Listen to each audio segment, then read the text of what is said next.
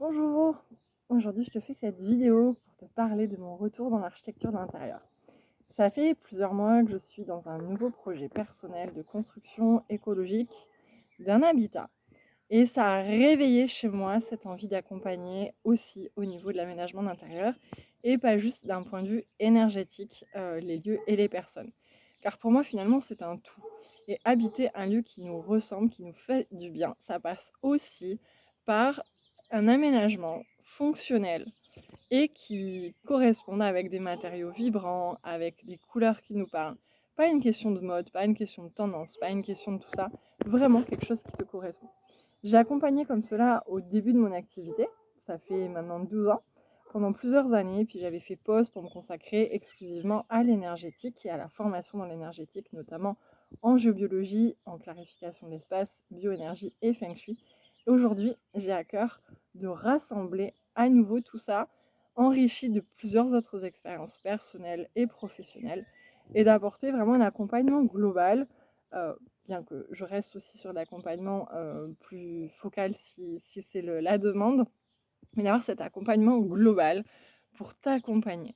Et je m'adresse notamment aux personnes qui sont propriétaires ou vont l'être et qui ont envie d'optimiser en fait leur intérieur. Pourquoi? Parce que parfois on a des mètres carrés dont on ne sait pas quoi faire. Parfois on a l'impression de manquer d'espace, de manquer de surface, de manquer de... Quand je parle d'espace, ça peut être aussi d'un coin pour quelque chose et de ne pas savoir comment s'y prendre. Ou qu'on a du mal à se sentir bien chez soi, tout simplement. Tout ça, ça peut s'expliquer et surtout s'améliorer de façon simple. Sans forcément faire des gros travaux. Alors bien sûr, si tu rénoves ou que tu construis, c'est l'objectif, mais parfois même, sur des espaces existants qui sont déjà, finis, il y a moyen vraiment d'optimiser. Et ça passe aussi par le sur-mesure et beaucoup de questionnements de qui tu es, comment tu fonctionnes, quelle est ta vie aujourd'hui, quelle va être, à ton avis, ta vie demain, en tout cas en fonction de ta situation actuelle, de tes désirs et cetera. La composition de ta famille, de ton travail, de tes passions. Voilà, à quoi, quelle est la typologie actuelle de ta vie et quelle est celle qui se dessine pour les années à venir. Ça va être aussi des questions de quel est ton mode de vie. Est-ce que tu aimes travailler chez toi? Est-ce que tu aimes travailler de façon fixe à un bureau ou est-ce que tu aimes être nomade? Est-ce que tes enfants vivent ensemble dans la même chambre et ils préfèrent avoir une salle de jeu? Comment ça évoluera par la suite? Ça va même être jusqu'à discuter du plan électrique en se promenant dans son lieu et en imaginant quels sont les endroits où on aurait besoin d'avoir des interrupteurs, des prises, etc. C'est vraiment une projection ensemble pour associer ce qui te fait rêver, parce qu'on peut aussi ajouter des choses qui te font rêver et qui font qu'à chaque fois que tu es chez toi, à chaque fois que tu regardes cet élément chez toi, tu as l'impression bah voilà, d'être dans ton lieu de rêve, même si ce n'est pas 100% le cas. Ça peut être des fois des choses toutes simples qu'on peut intégrer dans la conception, une forme d'une menuiserie par exemple, mais ça peut être aussi la forme, si on n'est que sur de l'aménagement intérieur, une forme intérieure, une arche, un passage qui apporte de la douceur, de la rondeur.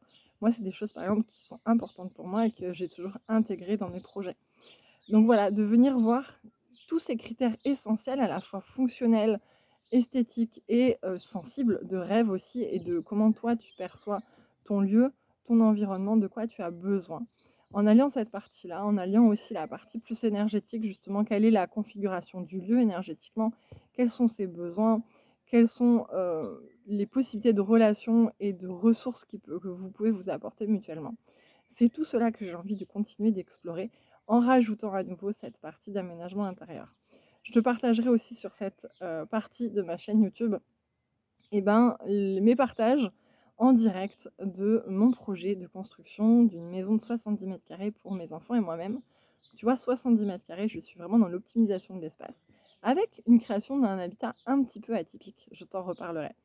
Voilà, donc si tu as envie à la fois de suivre des partages sur cette optimisation de l'espace de façon générale, sur comment on peut intégrer tous ces paramètres-là pour éventuellement t'inspirer pour tes projets, bienvenue.